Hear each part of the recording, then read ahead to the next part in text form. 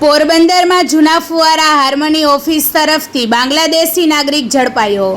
પોરબંદરમાં બાંગ્લાદેશી નાગરિક પકડાયો છે તે ઓળખના પુરાવા વગર ધરપકડ કરી છે, જે જૂના ફુવારા નજીક હાર્મની ઓફિસ તરફ એક શંકાસ્પદ વ્યક્તિ ફરતો હતો। પોલીસ સ્થળ પર જઈ તપાસ કરતા તે લેડી હોસ્પિટલ તરફ જતો જોવા મળ્યો હતો અને રોકીને પૂછપરછ કરતા તે બાંગ્લાદેશનો નાગરિક હોવાનું ખુલ્યું હતું। તપાસ દરમિયાન જાણવા મળ્યું કે પકડાયેલ વ્યક્તિનું નામ શાહિદુલ ઉર્ફે પાગલ લડકા,